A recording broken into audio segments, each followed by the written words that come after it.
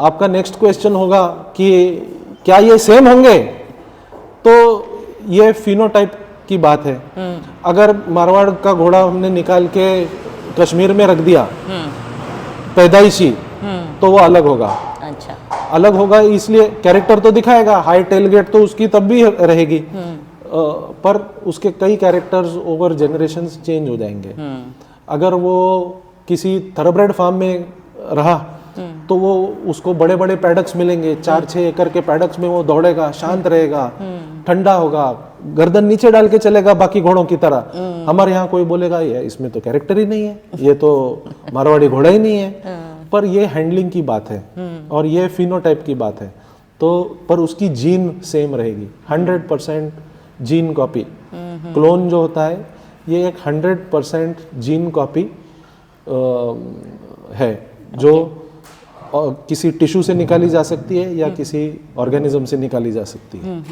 तो ये क्लोन है। जो ट्विन्स होते हैं, जुड़वा होते हैं, ये क्लोन्स होते हैं। इसमें सिर्फ यही होगा कि आज ये घोड़ा नहीं है, 4 साल के बाद इसका जुड़वा पैदा होगा या 10 साल के बाद पैदा होगा, पर होगा उसका जुड़वा। वो वही बच्चे देगा जो ये देता था। शायद उसका कलर में थोड़ा शेड कम हो जाए या कुछ, ये सब हो सकता है। शायद मार्किंग जिसकी अगर थिन है थोड़ा ज्यादा आ सकता है, ये सब हो सकता है। उतना रिसर्च यहाँ पर भी नहीं हुआ है बोलने के लिए कि क्या होगा। मैं छाती ठोक के बोल दूं कि हाँ नहीं सेम निकलेगा 100%। फिनोटिपिकली शायद नहीं निकलेगा, लेकिन जीनोटिपिकली अगर आप उसको देखेंगे, किसी भी लैब में इंटरनेशनली भेजेंगे तो वो जीनोटिपिकली 100% सेम ही होगा। तो अगर डेथ हो गई जी, घोड़ा छूट गया, तो इज इट पॉसिबल कि क्लोनिंग के लिए उसका स्किन सेल ले सकते हैं? बिल्कुल 100% ले सकते हैं। और अगर ऐसा कहीं हो जाए तो हमें आप कांटेक्ट करें, हम आके उसका एक टिश्यू सैंपल निकालेंगे और हम उसको सिक्योर कर सकते हैं। ओके, तो डेथ के कितने टाइम के अंदर ये कलेक्ट करना चाहिए? जितना जल्दी आप हमें फ़ोन करें उतना जल्दी हम वहाँ पहुँच सकते हैं। और 5 दिन तक उसमें वायबिलिटी हो सकती है, पर जितना डिलेड होता है उतनी उसकी क्वालिटी कम होती है और उसको वापस रिवाइव करने में उतनी डिफिकल्टीज आती हैं। तो वो प्रोसेस लंबा हो जाता है थोड़ा। जो इमीडिएटली हो गया वो जल्दी हो जाएगा, ये होगा वो थोड़ा लंबा हो जाएगा। पर जिन स्टैलियंस को कलेक्ट किया भी नहीं गया है और जो किसी अचानक इंजरी से कुछ हो जाए उनको, तो फिर वो तो माउंट नहीं कर पाएंगे, कलेक्शन दे नहीं पाएंगे, तो उनको हम कैस्ट्रेट करके उसका एपिडिडमल स्पर्म एक्सट्रैक्शन करके उसमें से हम निकाल सकते हैं। हमने परसों ही ये पुणे में किया है। ये इंडिया में फर्स्ट टाइम हुआ है। ओह वाह, कांग्रेचुलेशंस। हाँ, थैंक यू जी। रंजीत जी, ये बताइए कि आपने अभी क्लोनिंग के बारे में बताया, तो इंडिया में उसका फ्यूचर क्या है, जहाँ लोग अभी भी बाल भंवरी पे अटके हुए हैं, इतना सुपरस्टिशन है, साइंस को इतना मानते नहीं हैं। जी। तो ये तो पूरा एक साइंटिफिक टेक्नोलॉजी हो गई। तो डू यू थिंक इसका फ्यूचर है इंडिया में? मैं आपको बता रहा हूँ कि इंडिया में बहुत से प्रजातियों की अपने पास गौ माता थी, वो चली गई, वो जर्सी से ब्रीड हो गई, वो गई। आज कितने कम रह गए हैं, आगे जाके ये कम ही होंगे, तो ये कौन बचाएगा?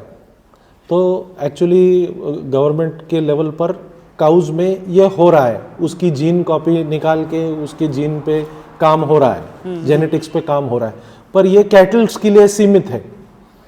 इसमें घोड़ों में क्यों नहीं हो रहा है? क्योंकि घोड़ों में कोई आरओआई नहीं है। गाय को करोगे तो दूध मिलेगा, भैंस का करोगे दूध मिलेगा, लाइफ स्टॉक है, वैल्यू है, किसी फार्मर का उस पे घर चलता है। घोड़े पे क्या है, बस यहाँ से खर्चा करो और वहां से वो अपना काम कर देता है। तो उसमें कोई रिटर्न ऑन इन्वेस्टमेंट नहीं है। हाँ, कई स्टैलियंस की है जो बहुत चलते हैं, जिनके पास मेयर्स की लाइन लगी है, पर मैं तो कहता हूँ कि वो भी जो कर रहे हैं वो इसको ठीक तरह से साइंटिफिकली देखें, समझें कि हम उसमें कितना डिफरेंस ला सकते हैं। अगर हम ट्रांसपेरेंटली उनके साथ बैठें और वो हमारे साथ ट्रांसपेरेंटली शेयर करें कि हमने यहाँ 200 मेयर्स कवर की हैं और 200 मेयर्स में से उनका एक्चुअल कंसेप्शन रेट क्या है, तो हम उनके लिए ये भी असेसमेंट कर सकते हैं कि ये साल भर में उसको सिर्फ एक पर्टिकुलर ब्रीडिंग सीजन में आप ओपन करके हमारे सर्विसेज लेके आप उसको कैसे लिमिटेड रख सकते हो, आप उसको फ्रेश सीमन से कर सकते हो, आप उसको चिल्ड सीमन से कर सकते हो, आप उसको फ्रोजन सीमन से भी कर सकते हो। ओके। इससे मेयर्स वहाँ जाने की ज़रूरत भी नहीं पड़ेगी, ट्रांसपोर्टेशन का स्ट्रेस भी नहीं रहेगा, नए जगह में जाके रहना, वहाँ का खाना, वहाँ का ये सब प्रॉब्लम सॉल्व हो जाएंगी, डिजीज स्प्रेड तो नहीं होगा। कंसेप्शन रेट में फर्क पड़ेगा? 100% कंजप्शन रेट में फर्क पड़ेगा। Okay. और वो इसलिए है क्योंकि इसमें टेक्नोलॉजी यूज़ की गई है और जो स्पर्म हमने कल एक्सट्रैक्ट किया और उसकी जो मोटिलिटी थी, आज हमने उसमें चेंजेस करके जो मोटिलिटी उसकी बढ़ा दी। अच्छा, वो बढ़ा भी सकते हाँ, हैं? बढ़ सकती है। अच्छा। कई चीज़ों के कारण पर्टिकुलर एक्सटेंडर्स यूज़ करने से उसकी मोटिलिटी बढ़ जाती है। मैं आपको अब जब लैब में आएंगे तब आपको रिपोर्ट्स दिखा दूंगा, कैसे चलता है वो दिखा दूंगा, सैंपल दिखा दूंगा। ओके। तो इन चीज़ों से उनका फ़ायदा ही है। वेस्ट में इन्होंने किया है क्योंकि वो इसको ऑब्जेक्टिवली देखते हैं। एक स्टड फार्म को वो एक प्रॉफिट सेंटर देखते हैं। उनके पास अगर कोई मेयर कवर ना हो और बस खड़ी हो और खाती रहेगी तो उनके लिए वो लॉस है।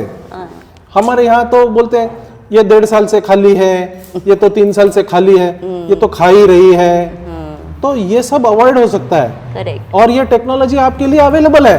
हाँ। फिर भी आप नहीं ले रहे उसको, तो ये आपकी इग्नोरेंस है। मैं फोर्स नहीं कर सकता क्या आप ये करो, मैं फोर्स नहीं कर सकता। नहीं, लेकिन वो आप, समझना, अवेयरनेस पर अगर आप if you are running a commercial establishment which it is, then think about it commercially and do it. अगर आप ये भी कहते हो कि मैं कमर्शियल भी नहीं हूँ पर मुझे घोड़े का 1 लाख रुपया तो कवरिंग चार्ज चाहिए, तो फिर या तो आप डिसाइड करो आप कमर्शियल हो या आप नहीं हो। आप दोनों पाँव 2 अलग बोट में रख के नाव में नहीं जा सकते। सही। हाँ, रंजीत जी, ये बताइए कि ये आर्टिफिशियल इंसेमिनेशन, क्लोनिंग, ये एथिकली करेक्ट है क्या? अब ये एथिकली करेक्ट है क्या, तो मैं इसका आपको ये उत्तर दूंगा कि क्या ये अलाउड है, क्योंकि हमारे कंट्री में रूल्स एंड रेगुलेशंस हैं। हमारे यहाँ कैटल में ये बहुत सालों से यूज़ हो रहा है, सक्सेसफुली हो रहा है और हमने इससे बेनिफिट लिया है। इंडियन गवर्नमेंट ने इस पे कोई पाबंदी नहीं लगाई। अब इसके बारे में आपकी क्या सोच है, फलाने की क्या सोच है और कोई क्या सोच रखता है, ये अगर मैं सोचते रहूंगा तो मैं कुछ भी नहीं कर पाऊंगा।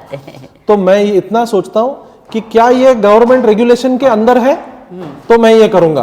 अगर ये रेगुलेशन में नहीं है तो कौन क्या सोचे, इससे तो मेरा कुछ नहीं काम होना। तो ये बिल्कुल अलाउड है, गवर्नमेंट अलाउ कर रही है और जब तक गवर्नमेंट अलाउ कर रही है तब तक हम करेंगे। अगर गवर्नमेंट बोलती है कि नहीं भाई एथिकली रॉन्ग है, ये जो भी वो ठीक समझे हम मान लेंगे, कोई बड़ी बात नहीं। तो दर्शकों, इनके लैब की एक सफ़र कर लेते हैं। रंजीत जी बताएंगे कि यहाँ क्या क्या इक्विपमेंट्स हैं। तो ये जो आप देख रहे हैं ये इंक्यूबेटर्स हैं जी। और इसमें जो इक्विपमेंट हम अंदर यूज़ करते हैं हाँ, वो उस टेम्परेचर पे रखा जाता है जिस पे स्पर्म को शॉक ना लगे। अच्छा। क्योंकि स्पर्म बहुत डेलिकेट होता है, छोटी छोटी चीज़ों से उसको फ़र्क पड़ जाता है उसके बिहेवियर में। तो जो मटेरियल उसके कांटेक्ट में आता है वो सब स्टेरिलाइज होके इंक्यूबेटर में रहता है। उसका जो आर्टिफिशियल वजाइना यूज़ की जाती है, जो उसके बॉटल्स यूज़ किए जाते हैं, जो उसका ग्लासवेयर लैब में यूज़ किया जाता है, वो सब इन इंक्यूबेटर्स में रखा जाता है। Okay. ये जो देख रहे हैं ये हमारे बायो टिश्यू के लिए सब यूज़ किया जाता है। जब शुरू में जो हमारे पास नॉर्मल बायो टिश्यू कहीं से आता है तो नॉर्मल रेफ्रिजरेटर में जाएगा। अच्छा। और उसके बाद में हम जब उसका मीडिया वगैरह तैयार करेंगे जो इसके अंदर होता है बायो सेफ्टी कैबिनेट के अंदर, हाँ, उसके बाद में वो इस -86 डिग्री का ये फ्रीज़र है, इसमें जाएगा और 24 hours later, sometimes 48 hours later उसको चेक करने के बाद ये जो क्रायो कैन है इसमें डाला जाएगा। इसमें लिक्विड नाइट्रोजन होता है और -196 डिग्रीज इसका टेम्परेचर है। ओके बाकी के स्टोरेज टैंक्स हैं। इस साइड में जो टैंक है उसमें सीमेंट रखा है। ये जो अभी स्टायरोफोम के बॉक्सेस हैं इसमें भी हम ट्रीटमेंट करते हैं, तो उसमें अभी भी लिक्विड नाइट्रोजन पड़ा है। अगर आप देख अभी 9 मिनट में उसमें ये देखो, ये केनाइन के स्ट्रॉज हैं, ये हमारा फ्लोटिंग रैक है। ओके और उसके ऊपर ये केनाइन के स्ट्रॉज रखे हैं। ओके नीचे लिक्विड नाइट्रोजन है और उसकी जो वेपर आ रही है उससे ये -196 तक इवेंचुअली पहुंचेगा। -196 करेक्ट। फिर हम अंदर की तरफ जाएंगे और आपको लैब भी दिखा देंगे। Oh God, no. या I haven't. So I've highlighted. ये दिस इज एन आईस्पर्म I've highlighted it. Software that ये जो स्पर्म का सैंपल हम लेते हैं, ये फील्ड में भी हम इंस्टेंटली उसको एसेस कर सकते हैं कि उसकी मोटिलिटी क्या है, कंसंट्रेशन क्या है, वगैरह वगैरह। जी इसमें आप देख सकते हैं अभी हमारे एक घोड़े की जो पोस्ट मोटिलिटी है ये 70% है, कंसंट्रेशन है, ये वो स्पर्म्स हैं। ऐसे सब घोड़ों के हमारे, और इसमें रिकॉर्ड हो जाता है। ये 83% मोटिलिटी, 69% प्रोग्रेसिव मोटिलिटी, 50.85 मिलियन पर ml ओके इसका कंसंट्रेशन है। कोई अबनॉर्मलिटी नहीं है। ओके तो ये आपको करना जरूरी है, क्योंकि अगर आप मेयर ओनर हो और आप किसी से स्ट्रॉ खरीदते हो, क्योंकि बहुत से लोग होंगे जो करते हैं ये, जी और आप उनसे स्ट्रॉ लेते हो तो वो स्ट्रॉ में क्या सीमेन अच्छे क्वालिटी का है या उसमें किसी ने शैम्पू भर के आपको दिया है, आपको कैसे पता चलेगा? हाँ बिल्कुल सही, क्योंकि दिखता तो वैसा ही है, किसी को पता भी नहीं चलेगा। तो मैं आपके माध्यम के द्वारा ये कहना चाहूँगा कि जो भी मेयर ओनर है किसी से भी ले, ऐसा एक रिपोर्ट जरूर ले।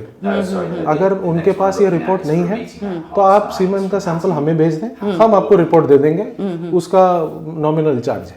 ओके ये जो आपको खिड़की दिख रही है इसके पीछे ही हमारा फैंटम मेयर है, जहाँ से हम कलेक्शन लेते हैं।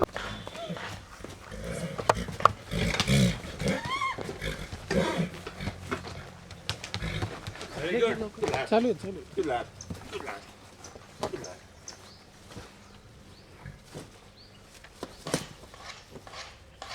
Likes the England. Easy. No, I know he's good all the time.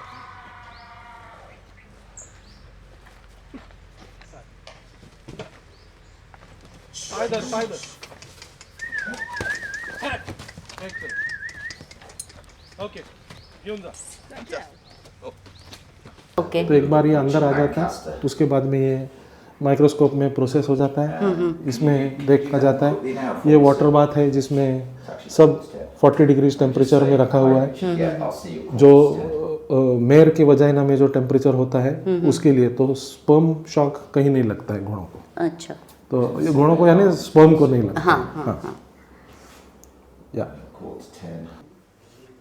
Ranjit जी, इसको आप बोल रहे थे कि घोड़ों की दुनिया का हथियार है, तो ये टर्म क्यों यूज किया? ये मैं तो इसको वेपन कहता हूँ, पर ये घोड़ों की दुनिया में नहीं, ये खासकर मारवाड़ी घोड़ों की दुनिया में ये वेपन है। क्योंकि हमारे मारवाड़ी घोड़ों का ना एक्चुअली कोई एंड यूज नहीं हो रहा, ना वो रेसिंग में है, ना एंड्योरेंस रेसिंग में होता है। पर एंड्योरेंस रेसिंग ये कोई पॉपुलर स्पोर्ट नहीं है, क्योंकि लोग आके देख नहीं सकते इसको, दूर चले जाते हैं। जी तो इस कारण वो इतना व्यूअरशिप नहीं मिली उसको। तो मैं कहता हूँ कि ये मारवाड़ी घोड़ों की दुनिया में ये एक शस्त्र है, वेपन है। और ये वेपन में इसलिए कहता हूँ कि ये ले जाने के लिए, ये लेके अगर आप जाएंगे तो किसी फार्म पे आपको एंट्री नहीं मिलेगी इसके साथ। और ये क्यों नहीं मिलेगी? क्योंकि सब चाहते हैं कि हमें, हमारे पास एक बहुत बड़ा ऊंचा घोड़ा हो, या कोई ये हाइट को क्वांटिफाई किया जा सकता है, क्योंकि इसका कोई दूसरा एंड पर्पस नहीं है। रेस में तो जो जीत जाता है आगे वो जीत जाता है, वो उसकी भौरी गलत हो, उसका टिक्का हो, मुखपट्टा ना हो, जो भी हो, जो जीतता है वो चैंपियन है। तो उसमें एक रिजल्ट आता है आपको एंड में। मारवाड़ी घोड़ों में शो में रिजल्ट आता है, पर इसके अलावा अगर आप किसी के घर में जाओगे और उसके स्टेबल में घोड़ों देखोगे तो ये इसका एक ही पैरामीटर है, हाइट। मेरा घोड़ा 64 का, मेरा घोड़ा 67 का और 70 का, और आप उसको कहो कि हम आएंगे, और चंद लोग हैं जिनके पास सच में बड़े अच्छे घोड़े हैं, ऊंचे भी हैं, और वो उसके बारे में झूठ नहीं बोलते, लेकिन 99% लोग अपने घोड़ों की हाइट गलत ही बताते हैं। और ये आप लेके आप तो आपका जो ट्राइपॉड लेके जाती हैं, हाँ। मैं आपको एक ये दूंगा कि अगर आप सब आपके चैनल पे कह दें हाँ। कि मैं ये शस्त्र लेके आ रही हूँ, मना ही तो कर देंगे। आपको कोई नहीं लेगा। मना कर देंगे कि मत आया करो मैडम। बिल्कुल, वो चंद लोग ही हैं जो जिनको कोई फर्क नहीं पड़ता, कि क्योंकि उनके घोड़ों में हाइट छोड़ के बहुत सारी अलग खूबियां हैं, जी जी जी। उनको इससे कुछ फर्क नहीं पड़ेगा, पर ज्यादातर लोगों को इससे एलर्जी है और इसके ऊपर सच वाली हाइट दिख जाती है। हाँ। जो 62 का घोड़ा माना जाता है, ये बहुत अच्छा बड़ा घोड़ा है। 63, 64 के बहुत बड़े होते हैं घोड़े, और बहुत कम लोग ये जानते हैं कि ये 63, 64 के घोड़े असली में जो हैं ये कितने बड़े होते हैं। 67 और 70 के तो बहुत ही ह्यूज होते हैं घोड़े। मैंने एक इक्का दुक्का ही देखे हैं, तो मैंने ज्यादा ये क्रेज चालू कैसे हुआ? नहीं, चालू तो कैसे हुआ, देखो ट्रेंडी है, तो आपको कोई ऐसे एक छोटा, जैसे हम मूवीज देखते हैं, कोई छोटा बौना आदमी स्टार होता है क्या? नहीं होता, वो साइड हीरो होता है, कॉमेडियन बन जाता है। तो सबको चाहिए कि ऊंचा घोड़ा हो। आप मैरिज का वो एडवर्टाइजमेंट देख लो, सबको गोरी लड़की चाहिए, ऊंची चाहिए, सबको लड़का ऊंचा चाहिए, लंबा चाहिए, गोरा चाहिए। लेकिन लड़की ऊंची सुंदर हो, हाँ। लेकिन कैरेक्टर हाँ। अगर सही नहीं हो, हाँ, तो फिर गलत हो गया, क्या फायदा उसका? हाँ। तो ये क्यों नहीं समझ रहे लोग? हाँ, तो लोग सब समझते हैं जी, लेकिन आपके घर में जो है उससे आपको काम करना पड़ता है। अब डिमांड हो गई है हाइट की, तो बस वही फैला। और कोई बुरा बात नहीं है, हाइट के घोड़े बहुत अच्छे घोड़े हैं, इसमें कोई दो राय नहीं है, पर ये ब्रीड स्पेक में नहीं है। हाँ, वही। अगर ब्रीड स्पेक दिया है तो आप ये क्यों चाहते हैं कि ब्रीड स्पेक को सिर्फ बाकी सब चीज के लिए ब्रीड स्पेक होना चाहिए और हाइट के लिए ब्रीड स्पेक नहीं मानना चाहिए? ये गलत बात है। तो अगर ब्रीड स्पेक मानना है तो सब मानो, अगर नहीं मानना तो फिर कुछ भी मत मानो, क्या फर्क पड़ता है? घोड़े कान नहीं मिले, ऐसे रहे, क्या फर्क पड़ता है आपको? अच्छा घोड़ा है, घोड़ा है, आपका पेट है, क्या फर्क पड़ता है? तो मतलब अपने हिसाब से तय कर लेते हैं लोग। हाँ, और सही भी है, क्योंकि अपने पैसे से खाना खिलाते हैं, क्या फर्क पड़ता है? पर जब वो कहते हैं कि भाई मेरे पास ये है और इसके लिए आप ब्रीड करने के लिए लेके आओ, तो मेरे हिसाब से नए लोगों को ये गुमराह करना है, क्योंकि नए लोगों को आज मालूम ही नहीं है कि अच्छा मारवाड़ी क्या है और ये क्या है। मैं लकी था कि मेरे फ्रेंड्स थे यहाँ पर जो जिनके पास अच्छे मारवाड़ी घोड़े हैं, सालों से कर रहे हैं। मेरा संपर्क रहा, गजुबन्ना से भी रहा, सवाई बन्ना से भी रहा, आनंद सिंह जी राठौर से भी रहा, और कई ऐसे लोग हैं जिनसे रहा, जिनसे मैंने सीखा है।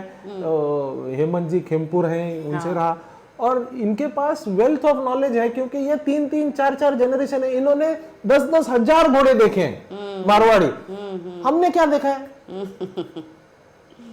आप अगर पूना के पूरा पॉपुलेशन ले लो घोड़े की, तो 2-3 हजार के ऊपर नहीं होगी, सब मिला लो, नुकरे फुकरे सब आ जाए उसमें।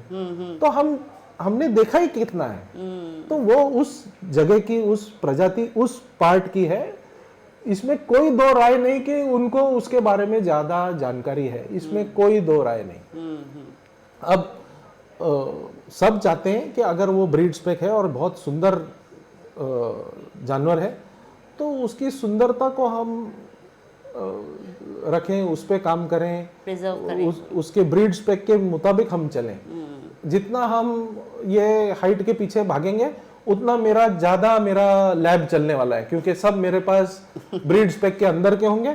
जब घोड़े मोटे स्किन के आ जाएंगे, वार्म ब्लड की तरह, जब उसका ढालू हो जाएगा पुट्ठा, जब हाई टेल गेट नहीं रहेगी, जब उसके नॉस्ट्रिल्स, जब उसका माउथ बड़ा हो जाएगा थरब्रेड की तरह, तब याद आएगा उनको कि भाई अब ये घोड़ा चाहिए, और वैसे स्टाइलियन ही नहीं है, अब क्या करें? क्योंकि सब ऐसे होंगे, फैशन में तो सब वही करते हैं। तो आप अगर देखेंगे तो बेल बॉटम 60s में भी थे, अब वापस आ गए। तो वही है, तो ये बाद में आने ही वाला है, इसमें कोई दो राय नहीं। तब अगर अपने पास ये स्टैलियंस हो ही नहीं, तो ये जो हम काम कर रहे ओरिजिनल हैं वापस लाना हो तो इसकी वैल्यू आपको 20 साल के बाद ही होगी। सही है। तो दर्शकों, एक रैपिड फायर राउंड हो जाए, 2 चॉइसेस दूंगी और सर के दिमाग में जो पहले आएगा वो बताएंगे। सर, हाइट और प्योरिटी? प्योरिटी। आलीशान या देवली? आलीशान। स्पोर्ट्स या shows? Both. Okay. Natural feed या readymade feed? Both have different own- advantages and disadvantages, you can Okay. see. Grazing या stall feeding? Undoubtedly grazing. Artificial insemination या natural breeding? Completely artificial insemination. अच्छा, riding में आप क्या prefer करेंगे, समुंदर के किनारे या हिली एरियाज में? Both. Okay. Blaze on the face और star on the face, what is your preference? Doesn't matter. Okay. अच्छी कॉन्फर्मेशन वाला घोड़ा या बाल भंवरी अच्छी हो वो घोड़ा? Undoubtedly confirmation. राइट। अच्छा, अगर खुदा बख्श बोल सकता तो एक शब्द में आपको क्या बुलाता? Good question.